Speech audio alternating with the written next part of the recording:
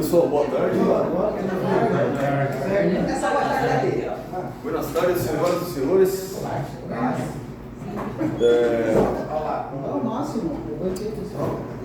Gente, bem rapidamente aqui, nós estamos falando na última sessão até agora, só para lembrar, está ficando gravado no celular, está disponível na rede, todas as sessões as anteriores que a gente gravou aqui, e aí vocês acessem.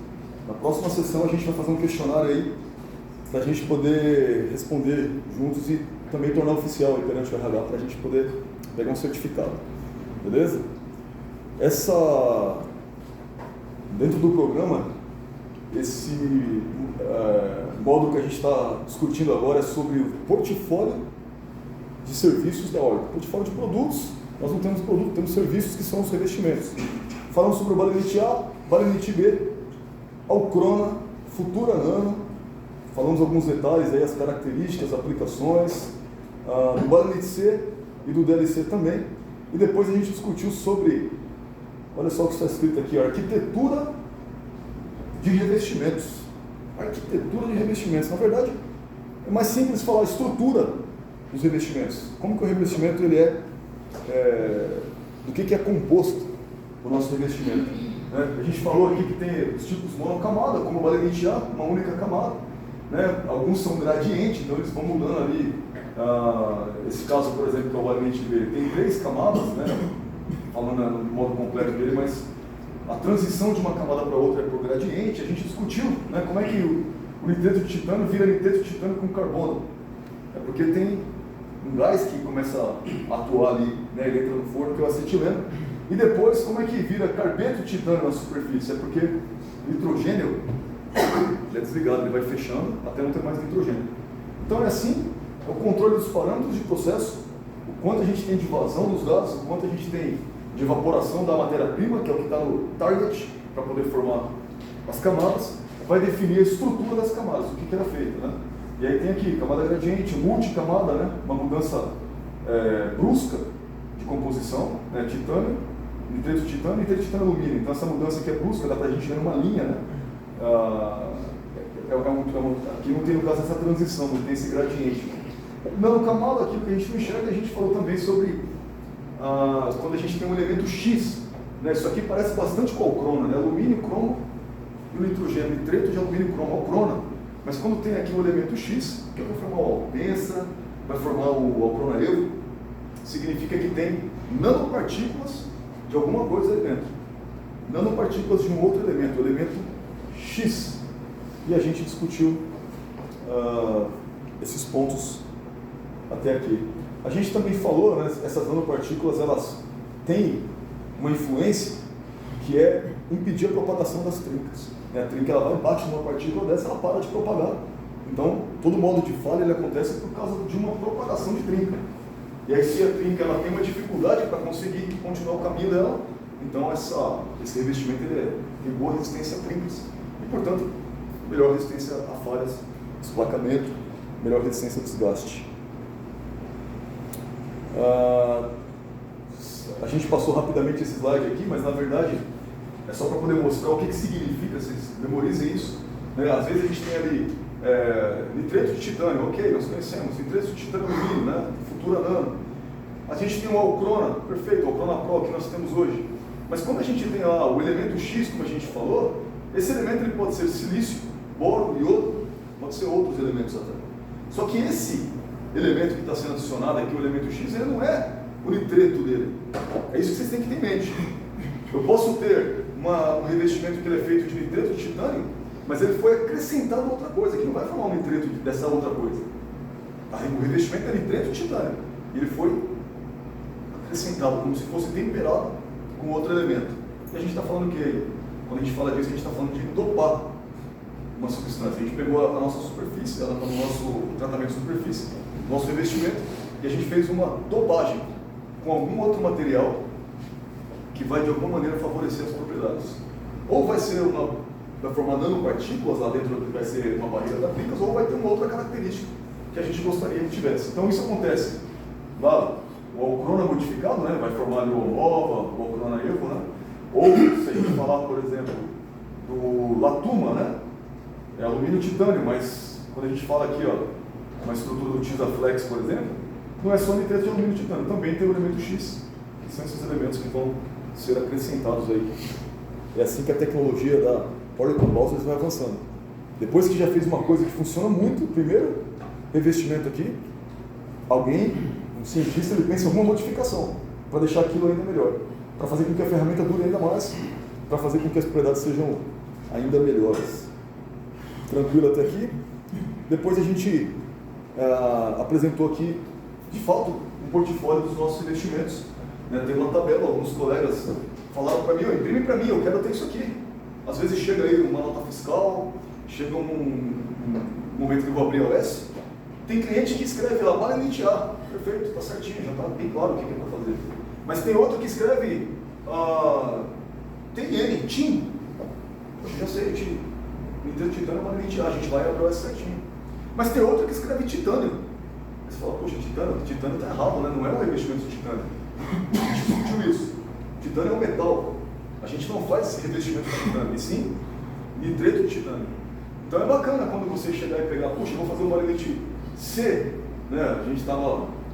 O barilite B, por exemplo, você vê que se a gente for puxar pelo portfólio, né, o barilite B que nós temos aqui, ele é caracterizado como nitreto, cadê o barilite B aqui? Nitreto de titânio e carbono. Então tem nitreto de titânio contendo carbono nessa camada.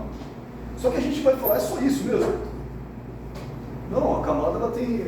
Isso aqui é o que a gente divulga para os clientes, é o nosso marketing, é falar que o elemento principal da camada é esse.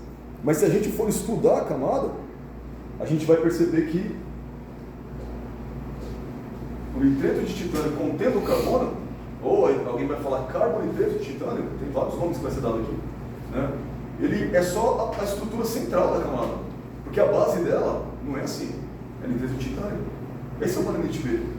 E a parte mais superficial dela não é carbonitreto de titânio, mas sim carbeto de titânio. Já não tem o nitrogênio, não tem nitreto. E aí uma pergunta que a gente faz, conhecendo agora a estrutura da camada, a gente discutiu alguma coisa sobre isso na última sessão, mas vamos pensar numa coisa aqui.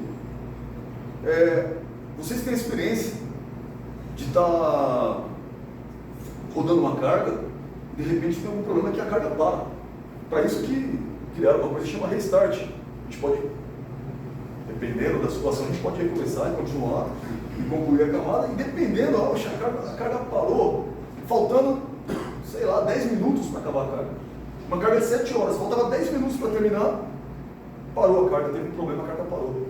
E agora a gente vai abrir o forno, vamos pegar a peça e a gente pensa, eu posso liberar essa carga ou não? O que vocês acham? Quem pode falar alguma coisa sobre isso? Estou com uma carga, estou rodando a carga e de repente faltava 10 minutos para poder concluir. Se vocês têm mais experiência, se quiser esperar um pouquinho para esse pessoal dar uma ideia, mas alguém pode arriscar e falar alguma coisa, o que vocês acham? Depende do revestimento. Tem que fazer análise. Certo, tem que fazer análise, depende do revestimento. Se for revestimento de monocamada, tem que ser, né? Se for um revestimento de monocamada, pode? E se for um revestimento de multicamada? Não pode? Pode também. Então quando que pode e quando que não pode? Porque tem que ver o multicamada aí com a coloração no final. Muito bom. Tem muitos detalhes. Principalmente para a gente ver, né? Trabalha com coloração mais escura. Super. Boa visão. Desses que estão aqui, vamos considerar que esse é o barilite A, esse é o barilite B e esse aqui é o barilite C. Faltamos uma coisinha aqui em cima, beleza, esse aqui é o barilite C. Desses que a gente está vendo aqui, quais que vocês diriam que pode, a gente poderia liberar sem problema nenhum de performance, não só no aspecto, tem a questão do aspecto, da coloração, e tem uma questão de performance, mas quais que vocês diriam que, esse aqui eu liberaria sem medo para o cliente. Faltando 10 minutos, a gente poderia até comunicar ao cliente, mas não haveria problema com a ferramenta. 10 minutinhos só, um pontinho aqui da camada, aqui no centro. Quais desses vocês diriam? Posso liberar? E quais vocês diriam? Esse eu não posso liberar. Barilite A, B e C, ó. Barilite A, barilite B e barilite C. O A e o C. O A e o B não. O B O A pode e o B não. O A e o C eu não tenho dúvida. Não sei porque vai ser dilema também, acho. Não sei. Certo. Então o que a gente precisa ter em vista agora? Por que a gente está estudando? Nossa, cara, a gente está na ciência do negócio, na tecnologia, não, isso aqui é É uma informação básica. Porque quando a gente estiver fazendo o revestimento, vocês fazem o revestimento e vocês analisam a coloração, como vocês estão dizendo, vocês montam a carga, desmontam a carga, verificam se tem alguma sujidade, se a carga está homogênea, tem muita experiência nisso. E vocês têm uma experiência que é muito importante para a empresa, que é, se vocês veem alguma coisa errada, vocês levantam a mão, opa, tem uma coisa aqui que não está legal.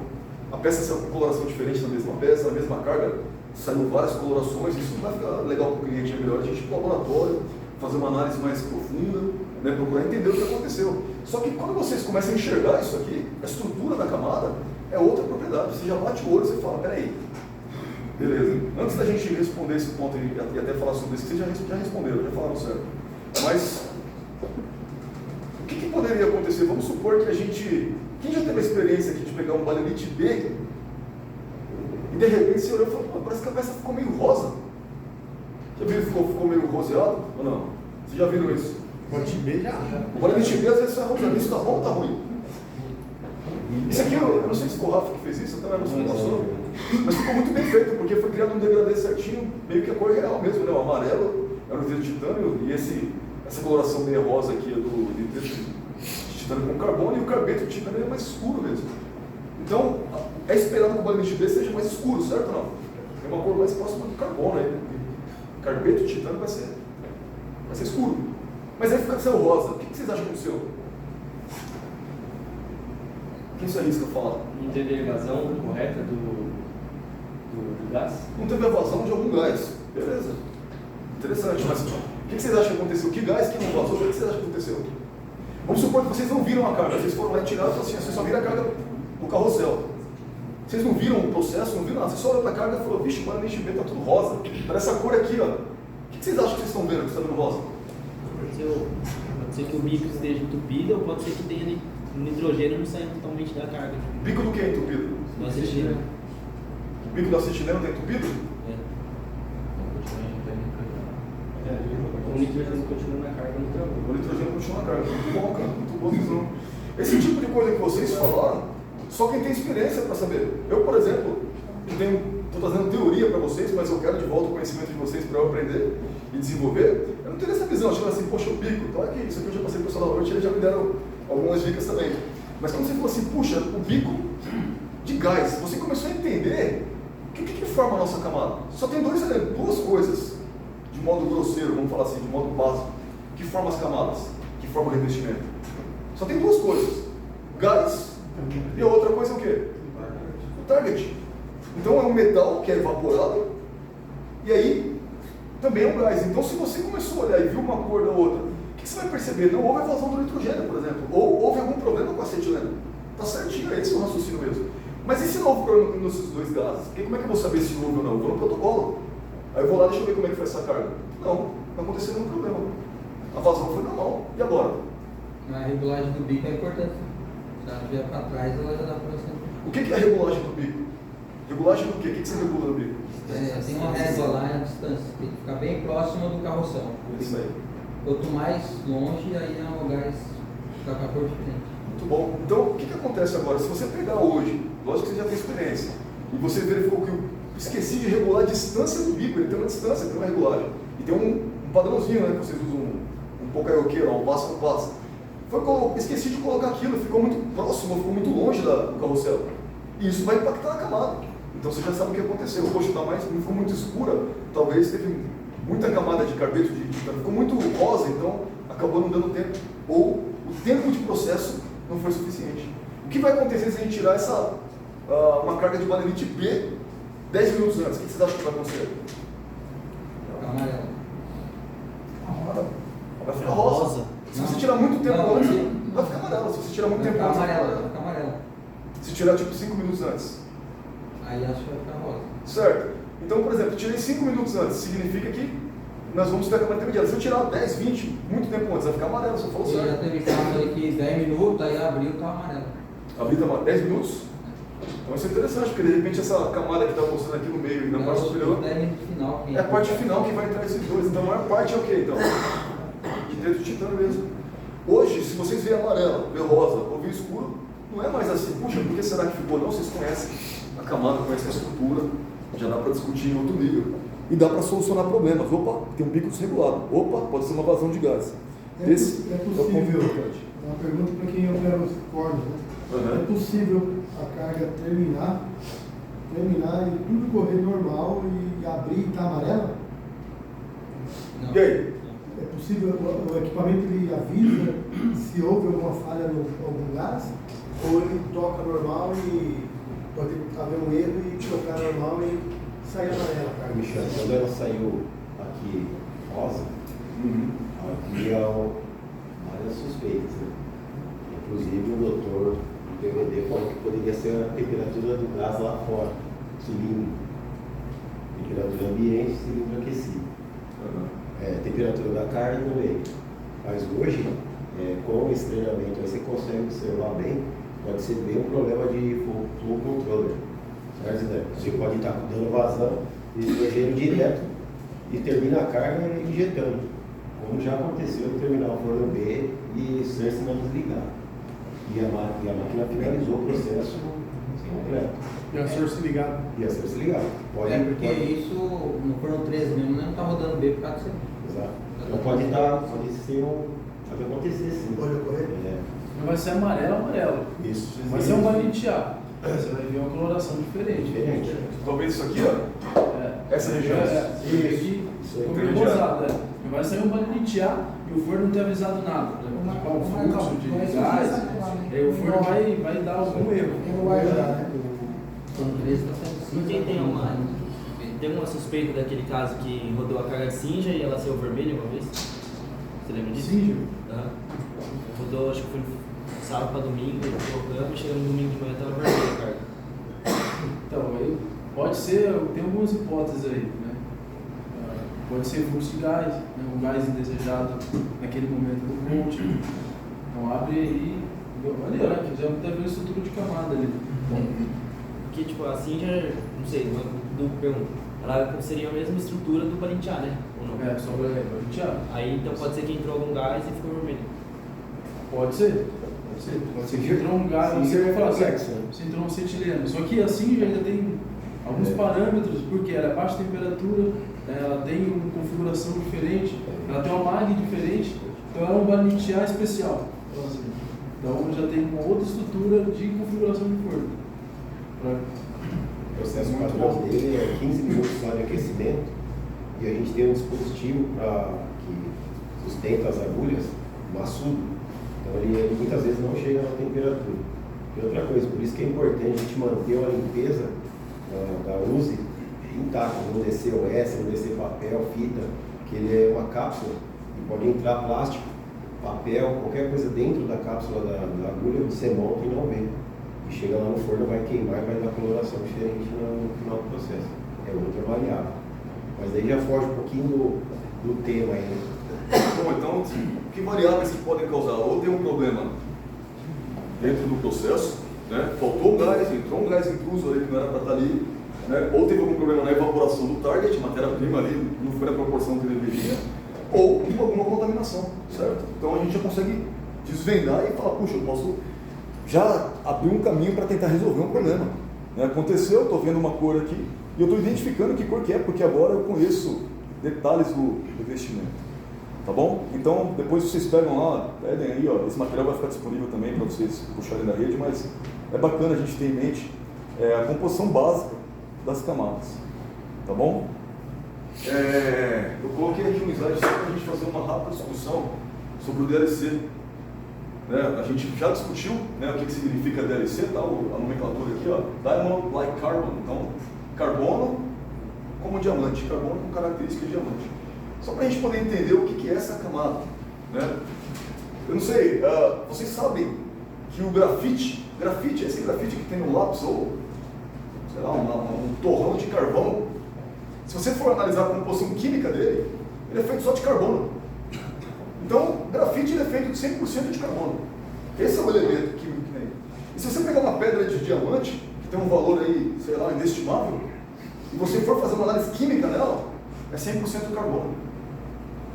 Então alguém descobriu isso, poxa, grafite e diamante, em questão de composição química, eles são a mesma coisa. Mas como é que pode um pedaço de carvão que não tem valor nenhum ser comparável a um diamante? Que diferença que tem afinal? Então, alguém estudou e percebeu assim, ó, embora os dois, tanto o diamante quanto o grafite, eles sejam 100% carbono, o modo como um carbono se liga com o outro é diferente.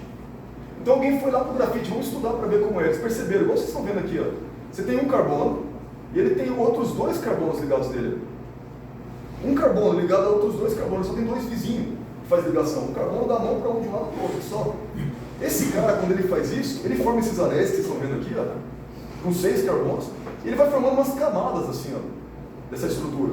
Aí embaixo tem outra camada, embaixo tem outra camada.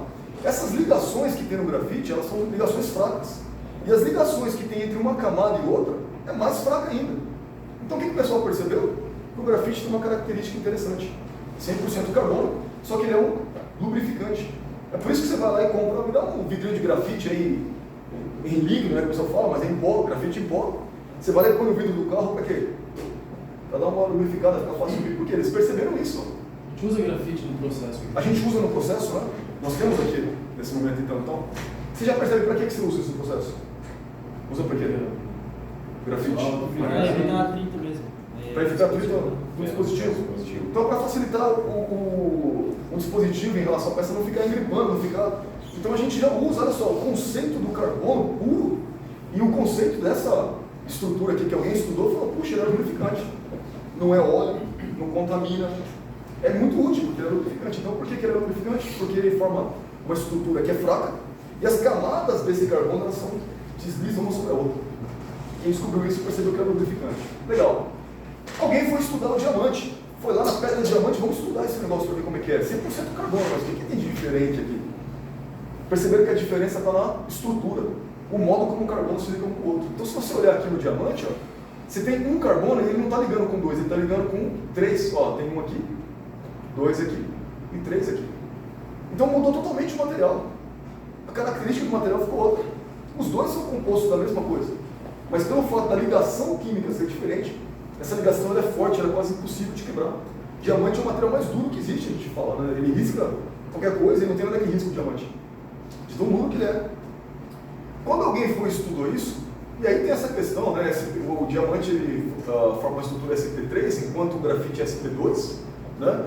Por causa do tipo de ligação. Então a gente olha assim, poxa, tem toda uma ciência aqui por trás, né? A gente não precisa aprofundar, mas tem uma coisa que chama geometria molecular. Vou falar para vocês que é um negócio maluco que os cientistas estudaram. Do que é feita a água? A molécula de água, o que é? H2O. Isso significa que tem quanto de hidrogênio e quanto de oxigênio? 2 de hidrogênio e 1 de oxigênio, é isso mesmo. H2, então é 2 de hidrogênio. E o O, 1. Só tem 1. Só que se alguém desenhar a água assim, ó, por exemplo, eu pego um oxigênio, vou colocar aqui no meu dedo, ó, e aí eu coloco um hidrogênio aqui e outro hidrogênio assim. Está errado. A água não é assim. Se alguém fosse enxergar a molécula de água, ela é assim, ó. Ela tem um oxigênio num vértice e em cada ponta tem um hidrogênio. E aí a outra molécula de água ela fica assim, ó. Ela não vai ficar ao contrário, porque existe um lado que é positivo, outro é negativo, acontece esse negócio louco. Mas eu quero falar uma coisa maluca para vocês. Alguém estudou que nessa formação da molécula de água, o cara foi lá e falou, qual que é o ângulo que tem aqui, ó? entre o oxigênio que está aqui e os 2 hidrogênios, o cara mediu 104 graus e alguma coisa. Olha só que coisa maluca. Então, quando alguém estudou esse nível, também fizeram isso com o grafite, ó. Verificaram que tem 120 graus aqui, ó. Se pegar a ligação entre 3 carbonos que tem aqui e fazer um triângulo, por exemplo, vai formar aqui, ó. O ângulo entre eles aqui vai dar 120 graus. Aqui o SP3 em 3D. Tem todo esse estudo em cima disso. O nome dessa coisa de ter, de mudar o mesmo elemento, formar uma estrutura ou formar outra, chama hibridização. Né? E aí pode formar ligações covalentes, no caso que são ligações fracas, ó, ou pode formar ligações iônicas na química, ligações que são muito fortes, difíceis de quebrar. Aí alguém pensou assim, peraí, se um carvão, um grafite e o diamante são a mesma coisa, já sei, eu vou inventar um processo para fazer diamante. Eu vou criar o diamante. Isso é possível? Não. Antes que eles falem que sim.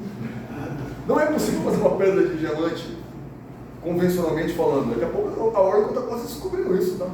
Tem um revestimento nosso que chama diamante, depois vocês vão ver o que é diamante puro, o negócio é louco.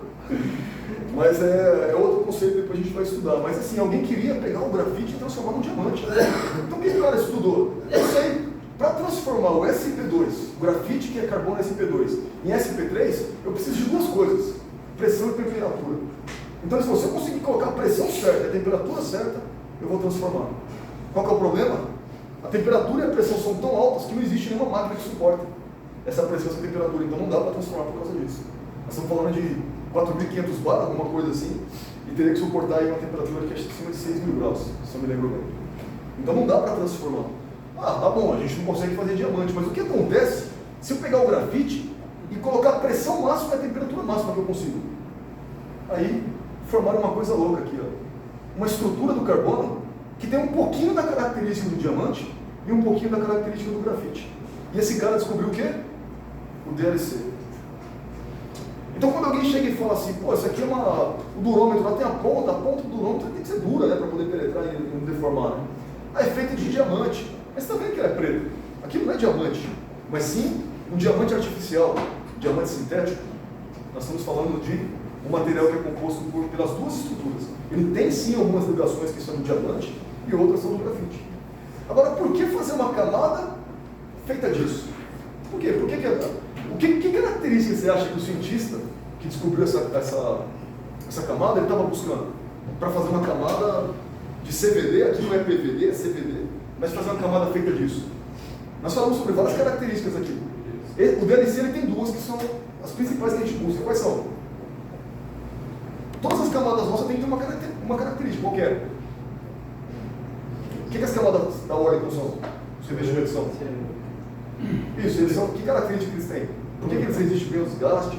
Faz a ferramenta resistir mais ao desgaste? O que ele é? Dureza. Dureza. Muito bom. É muito duro. Então, essa camada, cara, ela vai ser muito dura, já que tem característica do diamante. E o que mais que ela vai ser? Resistente e dura. Ela vai ter características duras do diamante e vai ter características do grafite. Que características vai ter? Lubrificação. Muito bem. Ela vai ter baixo coeficiente de atrito.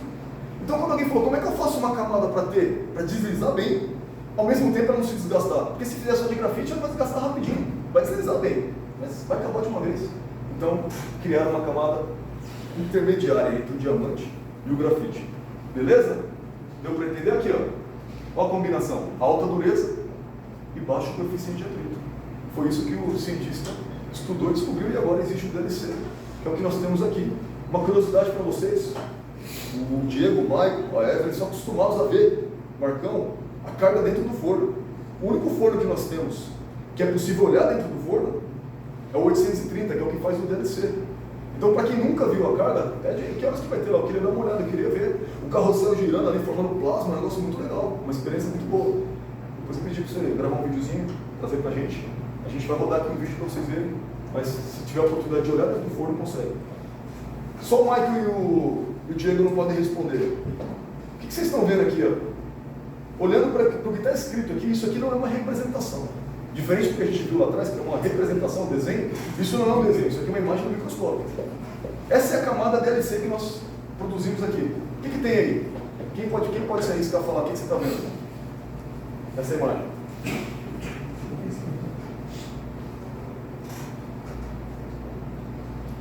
O que é isso aqui, a parte de baixo? Seria a peça? É isso aí, é a peça ou a ferramenta. Chama substrato. Toda vez que você vê substrato, é a peça ou a ferramenta, sem o revestimento. Depois tem o quê? Seria tipo o plasma que preparou a peça para chegar no interlayer, né? É isso? Por aí. Ele preparou a superfície do substrato para receber o... Perfeito, você está contando o processo. Mas o que você está vendo aqui? O cromo. O quê? O cromo. Então tem uma interlayer. O que é interlayer? É a visão do revestimento deve ser. Isso aí, muito bom. É uma camada intermediária. Por que precisa de uma camada intermediária de cromo? Por que não simplesmente não prepara o substrato e deposita direto em DLC? Aderência. Adesão. Mas por quê? O DLC não tem adesão no substrato? Qual que é o problema? Alguém descobriu isso. Quando foram tentar depositar essa camada, já descobriram a camada, DLC. Mas quando foram tentar depositar, ela desplacava. Por que desplaca? Porque não tem boa adesão. O DLC, que é essa estrutura de carbono aqui, entre o carbono e o diamante, ela não adere bem no osso. Não tem boa adesão. Só que ela adere bem no cromo. E o cromo adere bem no osso. Então, olha que interessante. Nós temos boa adesão entre a camada de cromo e o substrato, e temos boa adesão entre a camada de cromo e o DLC e está resolvido o problema. Camada intermediária, interlayer, ela é feita de cromo, certo? Qual que é a diferença entre o DLC e o DLC Star? Quem pode falar? Você não. O DLC Star talvez seja uma camada menor de cromo? Não, mas é mais ou menos essa linha. Qual que é a diferença entre o DLC e o DLC Star? Alguém tem ideia? Pode falar agora. Fala aí. Fala aí. Igual ao Clona Evo? Não, esse é diferente, porque o DLC é o mesmo. O DLC e o DLC Star, essa camada escura que vocês estão vendo aqui, que é a camada do carbono e do diamante aqui, ó, ela é igual. O que muda realmente aqui, você falou certo. Mas o que muda? O DLC Star. Revestimento? É. Outro revestimento? Do cromo? Qualquer um, pode falar, pode falar. Acabamento da cobertura? Não. Polimento? Fala aí. Dentro de cromo e cromo. Todo mundo fala assim, ó, quando a gente pergunta, até esse é bem similar dos clientes, né? A camada de cromo ela é maior. O DLC Star tem uma camada de cromo maior. Não é só isso. De fato a camada é maior, só que quando a gente fala DLC Star, não é uma camada de cromo. É uma camada de nitreto de cromo. Não dá muito para descobrir isso, porque a gente não conseguiu informação nenhuma, mas quando eu sentei com o Diego, a gente foi, explodiu a receita, começou a olhar lá o protocolo, e começou a olhar que gás que entra, que gás que sai. Já falei, ah, tá, nós matamos uma charada, a gente conseguiu ver junto. Na hora que está depositando aqui, ó, o gás nitrogênio está aberto. Então não é cromo. No DLC normal, o gás nitrogênio está fechado. No DLC Star, o gás nitrogênio está aberto. Então aqui, o DLC Star é nitreto de cromo. E o DLC? Cromo metálico. Beleza? Então a gente começou a entender, as duas são camadas de aderência, mas por que eu gostaria de ter uma ou outra? É aumentar a camada aqui, nem muda muita coisa. Mas o que eu tenho aqui no DLC normal? Eu tenho uma camada muito dura, e também escorregadia, né, que é o que eu gostaria de ter, e eu tenho uma camada mole de cromo. Então significa o quê? É uma camada ideal quando eu quero ter boa resistência e alguma coisa que absorva o impacto aqui. Para essas aplicações vai ser bom. Mas se eu falar, não, eu não quero algo que absorva impacto, eu quero ela que seja uma camada totalmente dura, porque para o meu projeto é ideal isso. Então eu não vou usar uma camada de cromo, mas sim nitreto de cromo. O cromo é mole, comparado ao nitreto de cromo. Perfeito? Então a gente conheceu um detalhe aí entre o DLC e o DLC Star. Basicamente é isso. Eu acrescentei esse slide aqui, o Marcão deu essa dica, porque quando a gente olhando naquela tabela, não aparece o Balimed Argenta. E nós investimos aqui, né? Quem pode ir, só olhando aqui, ó, me falar o que é o Balimed Argenta? Balimed, já sabe, que Balinite, Balimed é só aplicação. Mas o revestimento está escrito aqui, ó. O que é o Argenta? Quem pode falar? Quem se arrisca aí para falar? Só de ler aqui, quem vocês estão vendo? Nitreto de titânio mais prata. Perfeito. O que significa isso? Tem nitreto de prata aqui? Não, você está vendo que está separadinho aqui, ó, nitreto de titânio e tem um espacinho aqui para... O que você começa a entender agora? Formou um nitreto de titânio, então é muito parecido com o Balinite A, hein? Até a cor, não é? Só que ele tem uma diferença do Balinite A. Ele foi dopado de prata. Então tem um target de prata. Tem um source, uma fonte de material que é de prata, além de ter o titânio. E aí você tem o nitreto de titânio dopado com prata. Quem tem experiência aí com o revestimento? A gente sabe o que faz evaporar, o que faz o material do target, que é da matéria-prima, ir para a peça. O que faz evaporar o target? A máquina, o finger. O finger? O que o finger faz? Da ignição do target. Ele só dá ignição. E forma o quê? Forma um raio. Assim. É isso aí, forma um raio, forma um arco.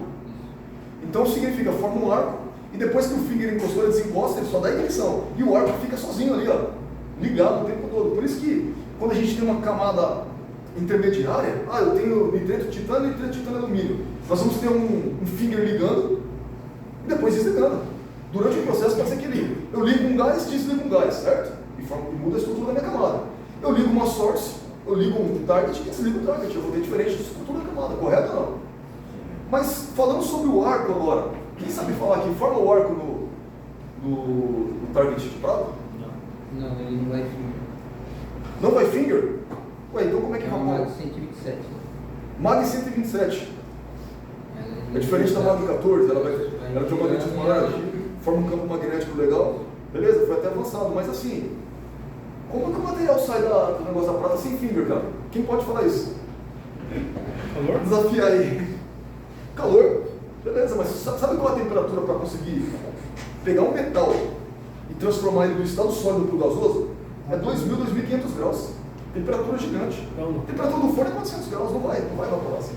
Aí vai ter que trabalhar com pressão? A pressão evapora? Não. Montagem da Source, uma coisa assim, de energia dela? Legal, tem a sua influência. Só que a Source, a Mag, isso a Mag, né? A Mag 126, você falou? 127, ela vai ter lá um campo magnético circular, alguma coisa, mas isso é só para direcionar o material. Mas o que faz o material sair? A gente sabe que no processo em geral, o que faz o material sair da Source é o arco tá batendo lá e tá evaporando, cara, muita temperatura. E aí se eu desligo aquele arco, ele para de evaporar. Minha camada muda a composição. Aí eu ligo de novo, o finger vai ligo de novo, ele começa a evaporar de novo. Mas no target de prata, não tem finger, então não tem arco. Como é que a prata sai? Não é por magnetismo. É assim, ó. O que vai responder essas perguntas? Essa pergunta chave também. Eu falei, pessoal, hoje gerou uma discussão, então é legal, porque tem bastante gente, é difícil fazer um grupo para debater, né? Mas é assim, ó. Pensa numa coisa. Processo lá do Diegão e do Mike. Lá tem finger? Não tem finger. Beleza. Lá não tem finger, então tem arco? Não tem arco. Então não existe só um processo a arco. A gente está falando que forma uma camada de cromo lá. Tem que ter uma camadinha de cromo para poder formar o DLC. Mas não tem arco. Mas como é que o negócio evapora um target de cromo que ele tem lá, que é compridão que eles têm? Sem... Tem um processo chamado sputter. Perfeito. É isso aí mesmo. Existe um processo chamado sputter. Então, o que é sputter? Quem sabe falar o que é ou não? O que é isso? Para poder entender, vou falar para vocês. Tem dois tipos de processo, basicamente. O processo de retirar o material do target. Tem dois tipos. Um, arco. Significa, vai formar um arco elétrico igual a solda lá. E a temperatura vai evaporar. E o outro é sputter. O que é sputter? Vocês entendem o que é o etching? O etching significa, eu tenho uma partícula, vamos falar assim, eu tenho alguns átomos dentro do forno, do gás, que eles estão carregados, que é o argônio, vocês sabem. O argônio está carregado positivamente. A peça está carregada negativamente. O que vai acontecer? Vai ser atraído, é isso aí. Então, se o argônio for atraído, e essa diferença aí de potencial, vamos falar, for muito grande, ele vai ser atraído violentamente contra a peça. E o argônio vai bater na peça e ele limpa por causa disso. Isso é o etching. Mas aí alguém teve a ideia, e se eu fizesse diferente? Deixasse, por exemplo, o argônio positivo e o meu target ficasse negativo? Ué, vai ser atraído para o target em vez de ser atraído para a peça? O que vai acontecer quando o argônio começar a bater no target? Ele vai tirar uma partícula minúscula, mas tão pequena, que é o gás que vai sair dali, do sólido. E ele vai direto para o estado de gás, e aí é ionizado, e é assim que sai o material. Então tem dois tipos de processo, arco e sputtering. Então quando a gente olhar e falar, o que acontece então no target de prata, que não tem arco, não tem um finger? É porque o forno, que é só o Inova que faz isso, certo ou não? Não, o LC também. O 13 também? O LC, o WCC. O WCC também é assim. Também faz a mesma coisa. O LC, Hardlube. Hardlube é a mesma coisa. Então tem casos que vocês vão olhar e falar, pô, nem preciso pôr o finger aqui, não vou pôr, porque você sabe que não tem arco. Mas agora você tem que pensar, como é que vai retirar o material sem o arco? É porque vai ter um gás lá dentro, vai ser atraído para o target, vai bater no target, vai começar a tirar o material e vai para a peça aí, vai para a ferramenta. Tranquilo?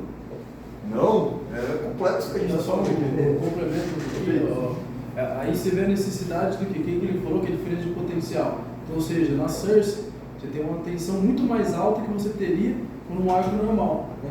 Então, por isso que no final do processo você tem que passar lá o bastão, porque está carregado, né, de uma alta tensão ali. Então você tem que passar o bastão para você aterrar, caso tenha algum resíduo de tensão ali na Source. Por isso que muda a Source.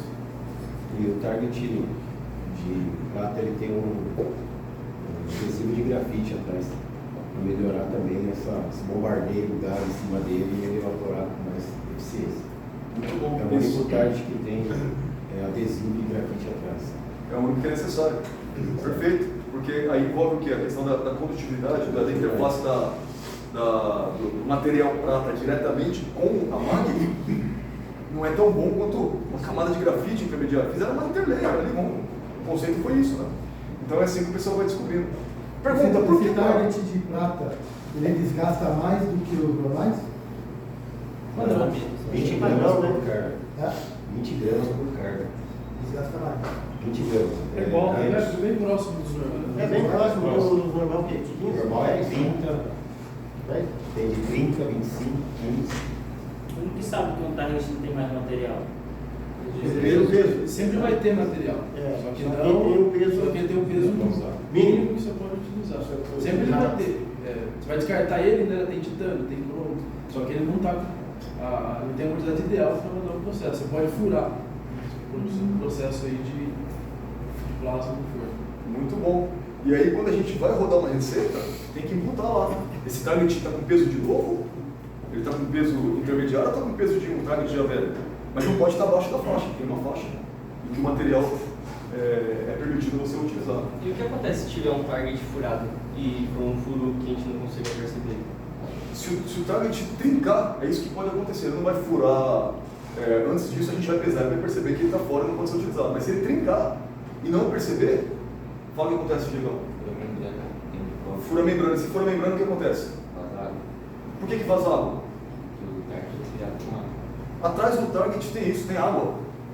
Você manja isso daí? Ele está só imaginando aqueles negócios que já conhece, agora é salteado. Enxerga o esqueleto inteirinho, até o átomo do forno, ela sabe, cara. Então quando ele explicou aqui, ele já viu por que vaza água, porque ele sabe que tem um circuito de refrigeração atrás do target. Se não tiver, a temperatura vai ser tão elevada que vai fundir o target todo de uma vez. Então enquanto tem uma coisa na temperatura altíssima evaporando, atrás tem algo resfriando, para poder manter esse equilíbrio. Muito legal, muito bom. No episódio do target foram prateados no Japão, né? E aí teve, não sei se teve perda, né? Eu queria saber o motivo de ter dado perda nos targets por ter pegado parte do jatão na área de material dele. Como assim? Teve um episódio que foi jateado dentro da área do material do site, né? E deu perda. Entendeu por que deu perda?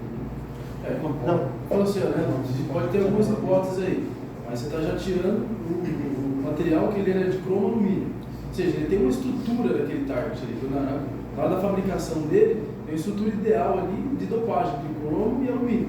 Quando você está jateando, você pode estar primeiro afetando a forma que está feita ali no target, você pode estar contaminando aquela estrutura, então, ou seja, você já tem um monte de coisa ali, ou seja, o pó ele pode ter um contaminante, então você está contaminando também a estrutura ali do target na área funcional, pode mudar a parte de condutividade interna ali também, então, ou seja, o plasma ele tem que ser condutivo, para ele poder evaporar a camada. Ou seja, você pode estar alterando também essa condutividade elétrica ali naquele ponto.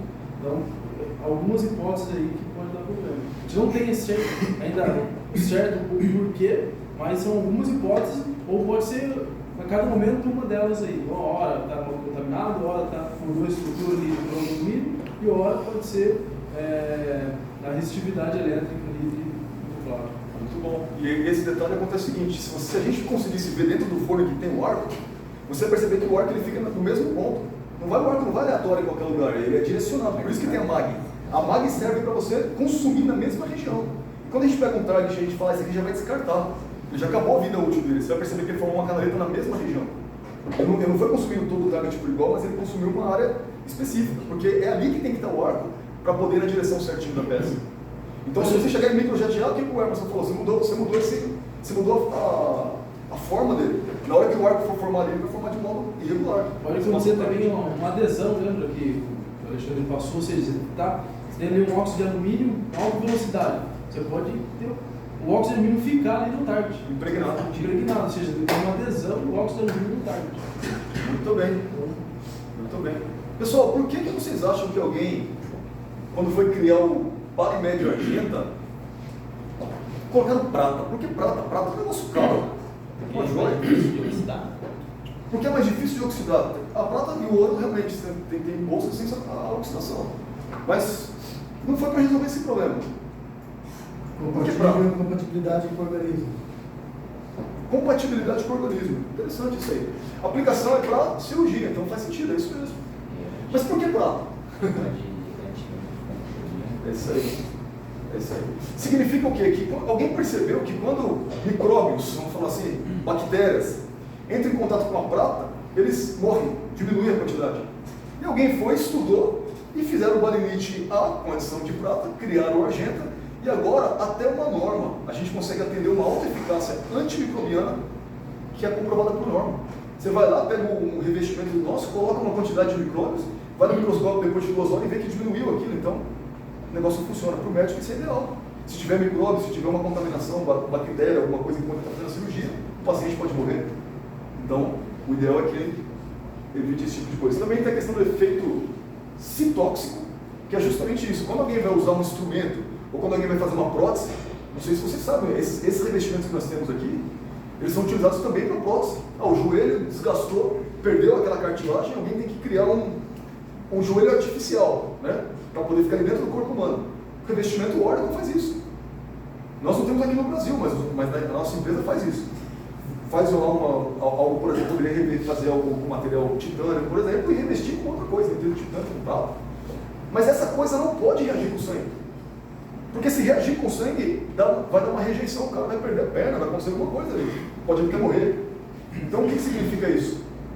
Significa que tem que fazer um teste em laboratório para ver o quanto aquilo reage com o tecido humano, com o tecido vivo. Né? E a gente percebe que esse revestimento também não tem esse efeito de reação orgânica. Então, normas aí que aprovam, revestimento dopado, a palavra que eu falei aqui, ó, dopado com 2 a 5% de prata. Então não formou nitrito de prata, e só dopou, só colocou uma quantidade. E é esterilizado em autoclave, significa que autoclave é aquele forninho que o dentista usa para poder esterilizar por temperatura. Então, resiste também a temperatura. Controle o tempo, por favor. 20 minutos. Foi mais rápido toda noite. Até aqui. 10. Até aqui, o que vocês gostariam de levantar algum ponto em relação ao que a gente discutiu? Vocês que estão começando agora, assistindo agora aí, depois vai ter o vídeo disponível. Não se preocupem, porque a gente vai aprender junto. Depois nós vamos responder um questionário juntos e vai aprendendo com o tempo mesmo. Eu também estou aprendendo aqui com vocês estão aprendendo comigo e a gente está fazendo a troca de informações. Mas no geral, o que vocês... Alguma dúvida sobre a composição das camadas? Porque até aqui realmente que vem esse ponto de falar do portfólio, de falar da estrutura, falar de camada. Daqui para frente agora a gente vai falar um pouco sobre o processo que forma as camadas, mas até aqui nós falamos sobre as características das camadas. Eu percebo que a empresa ela também está fazendo uma alteração no que o mercado está se movimentando, porque com a vinda do carro elétrico, com tanta coisa mudando, né? Ela até vai participar de uma feira agora, né? Uma feira dedicada a isso, né? Perfeito. Então eu acho que ela inclinou os conceitos de desenvolvimento desse tipo de mercado para justamente vendo a migração de alguns negócios que vão perder ao longo dos anos aí, e esse daí, obviamente, que é um mercado abrangente, muito abrangente, eu acho, na minha opinião. Muito bom, como sempre, né? Muito legal o que você colocou. A gente tem que, para a gente sobreviver, não basta ter um mega revestimento, a gente tem que desenvolver novos. Porque cada vez a concorrência também vai começar a pegar opa, esse aqui é da hora, então vai lá e pega, e eles cortam, eles olham do que é feita a camada e começam a descobrir. Isso que a gente está falando aqui. E aí eles vão tentando desenvolver também, copiar as máquinas e fazer igual. Né? É assim que acontece em todos os mercados. Né? Só que a gente tem que estar sempre à frente. Por isso que existe uma engenharia de desenvolvimento, para tentar fazer camadas melhores e superiores e cada vez ir avançando mais. Para vocês saberem, enquanto esse tema que a gente está discutindo, esses assuntos que a gente está falando aqui, eles são avançados, a gente vai na feira, né, como o Michel falou, a gente vai na feira médica e chega lá, tem médicos, lá tem especialistas desse ramo, fabricantes de instrumentos cirúrgicos, e quando a gente fala, não, a prata, bactericida, às vezes o pessoal fica assim, ó, como assim bactericida? Não sabe. Então você vê que é uma tecnologia, nós temos pessoas que têm conhecimento na área médica, na área biológica, para poder desenvolver esse tipo de coisa. Né, uma delas é a Chanê, ela já esteve aqui no Brasil, né, ela trabalha lá também no BTS, mas ela estuda esse tipo de coisa, vai lá, especialista só na área médica, fica estudando sobre esse tipo de coisa, ela faz os testes lá para saber se foi aprovado ou não. Do mesmo jeito que nós temos a Anvisa aqui, né, nos Estados Unidos tem, como é que chama mesmo? Esqueci agora o nome. Nos Estados Unidos tem uma organização também, é uma sigla, agora acabei esquecendo qual que é a ordem lá, e eles também verificam isso. Para poder liberar alimento, medicamento, um instrumento médico, tudo que é correlato à saúde, tem que ter essa aprovação, esse certificado. É isso aí. FDA, em inglês é FDA. Food and Drugs Administration. FDA significa Gestão de Alimentos e Drogas, ou seja, remédios. É gestão de alimentos e medicamentos. Então, igual nós temos no Anvisa aqui, lá é o FDA. Muito bem lembrado. Então, o que acontece? Se alguém fala assim, vou vender um produto alimentício, você não consegue, você vai ter que mandar uma amostra para o laboratório para falar, funciona, é seguro, ninguém vai morrer porque está comendo isso aqui. Você está vendendo o seu produto. Aí, a Anvisa vai te dar um certificado para aquele produto que tem que renovar cada um ano, cada 2 anos. Entendeu? O carrinho de cachorro-quente que está na rua tem que ter uma autorização, senão não pode vender cachorro-quente. Né? E aí, quando a gente fala em instrumentos, eles também caem numa classificação, assim, tem que ser aprovado. E para ser aprovado, tem que passar por testes. E a nossa empresa faz esses testes. Isso mantém a gente como top no mercado.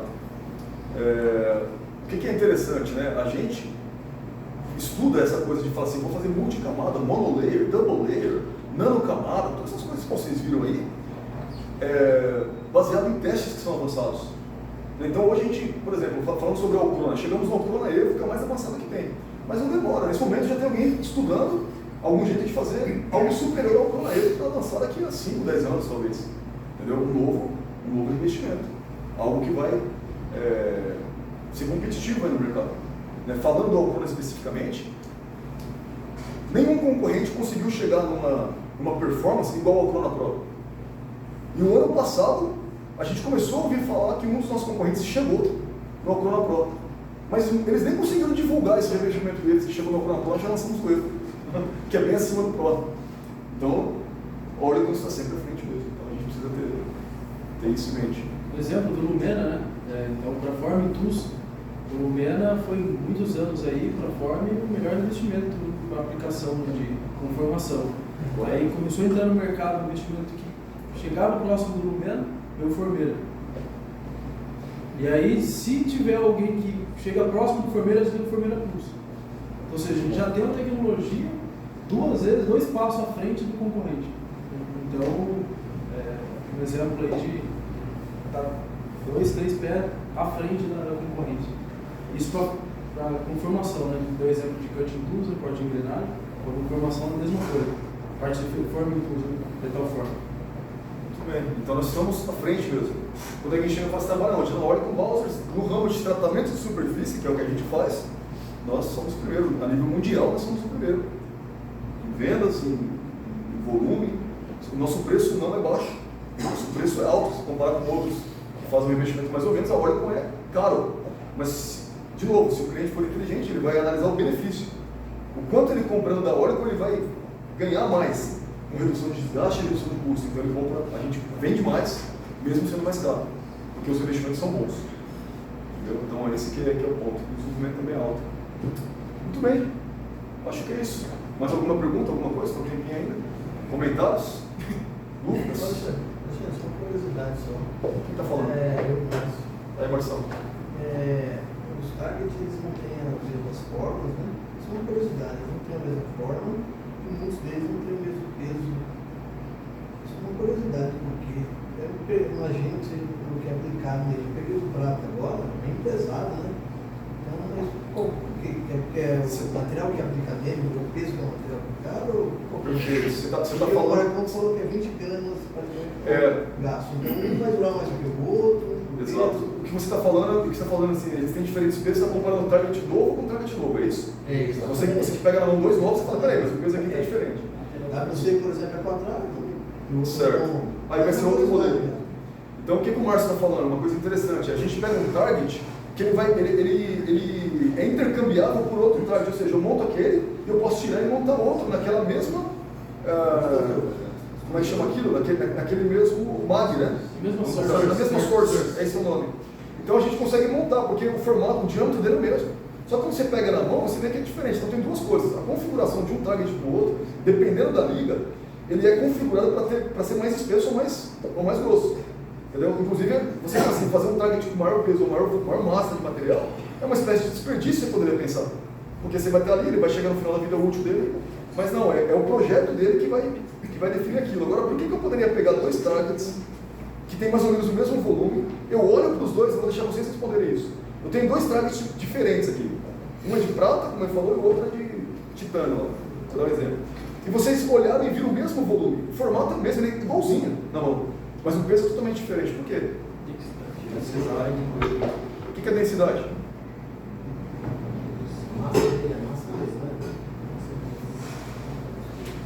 Densidade, quem sabe o que é? O material mais denso que o outro. O peso dele mesmo. É o peso? O titânio vai ser mais leve, né? Então, isso é interessante. Aí eu faço uma pergunta para vocês. O que pesa mais? Vamos ver quem sabe responder rápido. Pesa mais um... O que pesa mais? É 1 kg de algodão ou 1 kg de chumbo? Ué, 1 kg de algodão pesa igual a 1 kg de chumbo? Então qual que é a diferença que tem? É isso aí. Então densidade é o peso em relação ao volume. Se eu pegar o mesmo volume de quadrado aqui, no mesmo volume de algodão, e pegar outro quadrado com o mesmo volume de chumbo, o chumbo vai ser muito mais pesado. Certo ou não? Então densidade não é só peso, mas sim o peso em relação ao volume. É isso que acontece com o target. Eu tenho um material que ele tem uma densidade muito maior do que o outro. E se a densidade for baixa, ou a densidade da liga, porque às vezes a gente tem um target puro, titânio, só tem titânio. Às vezes nós pegamos um target que é feito de alumínio e titânio. Então, 50-50 é a liga, 50% de um, 50% de outro, vai ter ali a média entre as densidades dos dois materiais. Certo? Então é isso que faz um target ser diferente. Para você é bem pesado. Material da você. Então, carbeto de tungstênio, né? O que a gente está falando aqui? É usado em qual revestimento? Vale dizer. Não vale nem ser. Por que o carbeto de tungstênio vai ser pesado? Então vocês vão lá no Google e dão uma olhada assim, o carbono, cara, a densidade vai ser baixinha. Então o carbeto em si vai ser... Mas o tungstênio... E ele é fácil de quebrar também. Também é quebradiço. Por que é fácil de quebrar? Por que o material é frágil? A dureza dele é grande. É isso aí. Quanto mais duro alguém pensar, mais difícil de quebrar. É errado. Quanto mais duro o material, mais fácil de quebrar. Porque ele é muito frágil. Mas quanto mais duro, mais difícil é riscar. Mais difícil é deformar. Entendeu? Ele tem boa resistência à tração, boa resistência à compressão. Mas se você bater, ele tem baixa resistência. Se você pegar material mole e bater, ele não quebra. Ele absorve aquele impacto. Entendeu? Então é isso. A densidade do tungstênio é muito maior do que a densidade do titânio, por exemplo. Aí o que vocês fazem? Vocês comprovam. Entra no Google e coloca a densidade do tungstênio. Olha que legal, cara, vê aqui na internet. Aí vai estar lá alguma coisa em gramas por centímetro cúbico, por exemplo. Ó, massa, que é o peso sobre o volume. Vamos chamar assim, massa sobre o volume. Então é densidade. Aí quanto maior for esse número, ou a densidade geralmente não tem dimensão nenhuma, porque é comparável com a água, então vai estar só um número lá. Vocês pegam um número, comparam com o outro, e começam a perceber por que um target é mais pesado que o outro. A hora que você pegar, Marcial, um target e falar, poxa, esse aqui está mais pesado que o outro, e aparentemente eles têm o mesmo tamanho, vamos falar assim. Você pode pegar lá o outro, coloca na internet e ver a densidade de um do outro, você vai ver qual é maior e vai comprovar na mão a diferença de peso. Você falou que o target é quadrado, qual é o target? O DLC. É o DLC. É o único que é diferente. Os fornos são todos iguais. O DLC é diferente. Na verdade, o Librome tem uma diferença. O Librome tem a diferença e tem os... Ele tem uma melhoria, né? Então, aquele que o Baguinha até comentou, que ele é quebradiço, né? O target de cromo. Então, antigamente, quando você ligava a água no forno, então a membrana que está atrás do target, ela estufava, né? Ou seja, está colocando um fluxo de água ali. Aí ele pressionava, né, na estrutura da Cersei com a membrana e acabava quebrando, trincando. E aí o Erlico aí fez uma melhoria e agora tem uma presilha, né? Tem uma estrutura que ele vai deixar mais homogêneo ali na hora de aplicar essa força da membrana no target, e aí acabou o problema de quebra aí de target, que acontecia com bastante frequência, ou na hora que ligava ou durante o processo. Os targets são iguais, como você identifica eles? Tem um código atrás? Cada investimento. E, tipo, se colocar o nome do target errado, só de olhar dá pra ver. Vai sair errado o investimento. Cria um novo revestimento ou... Vai criar. É justamente o que vai acontecer. Se você chegar a colocar os targets na configuração errada, nem colocar errado. Basta pôr na posição errada. Por exemplo, se a gente vai fazer target, a camada que vai ter titânio, nitreto de titânio e nitreto de titânio alumínio, ele vai ter dois tipos de tranca diferentes na mesma carga. Aí eu coloquei na posição errada, onde era para pôr uma, pus outra, pus invertido. Já vai ter problema, a camada vai sair com a estrutura diferente. De repente a gente descobre uma camada e faz uma camada melhor, mas é muito difícil acontecer. Geralmente vai acontecer o contrário, vai ficar uma camada bem ruim. Entendeu? Por isso que é importante quando alguém está, por exemplo, sentado lá, não parar o cara para conversar. Então você deixa ele concentrado lá. Você imagina você perder uma carga de 1.500 porque o cara colocou o target ao contrário. Então, ou seja, você tem que ter muita atenção, você tem que ter muito cuidado, e às vezes alguém parou ali para falar algo, já tirou aquele foco, e aí você pode matar uma carga inteira ali, porque teve um target numa posição errada. Já é suficiente ali para... Tem que ter muita concentração, especialmente eu que chego lá no cara tá fazendo isso e pergunto, o que você está fazendo? E aí o cara começa a me explicar, eu fico ali, tá, beleza, agora pode voltar. Já desconcentrei total. O barriga já sabe. Isso que é importante do cheque, atenção, porque realmente você pode errar. É fácil errar. Qual que é a diferença do anel CCC pro EPO? Tipo, na prática ali mesmo. Na prática? Vamos ter depois uma aula específica disso daí, mas só adiantando, né? Você tem condutividade diferente, formação do ângulo de evaporação diferente, você tem uma melhor condutividade elétrica, então tem várias propriedades. Isso, o CCC para o EPO difere aí do outro. Correto. Só fala o que esse anel é, o anel confinador, o que é isso? O anel, por que vocês acham que chama anel confinador? O confinador mais isolado. Você quase Ai, Gil. O que é confinar? Anel confinador, porque ele confina, legal, confina. E aí, o que é confinar? Que é isso? É o foco que isola. É exatamente isso. Ele está direcionando. Ele vai direcionar ali a evaporação homogêneo. E aí o ângulo dele direciona. O anel confinador. Mas o anel vai confinar o ar. Vai confinar o ar com o tarde, vai ficar assim. Vai nem para a direita e para a esquerda. Exato. Ele não deixa formar o ar com a parede do forno.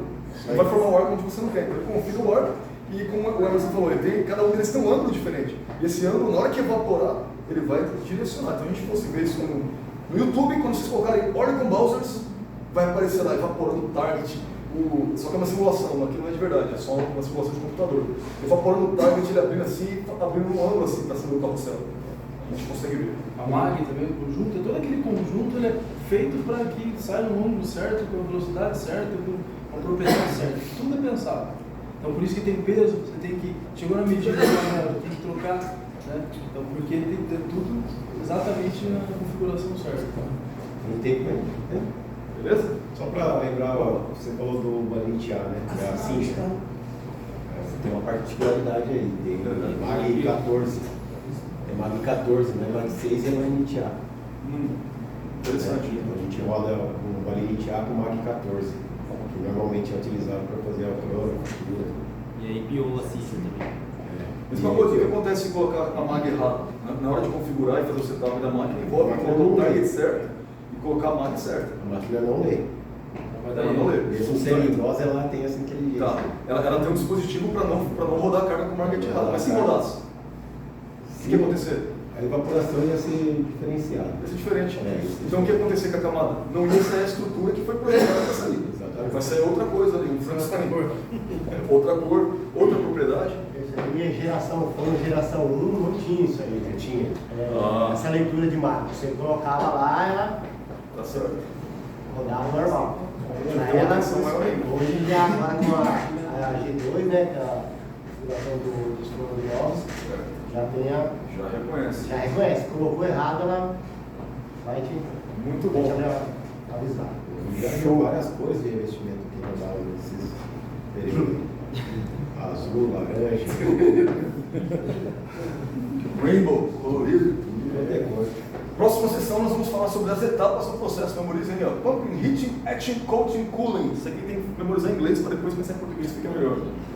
Pensem aí, quais são as etapas que acontecem no processo de PVD ou PACVD. É a mesma coisa, a gente vai falar na próxima. Beleza? Obrigado, gente. Valeu.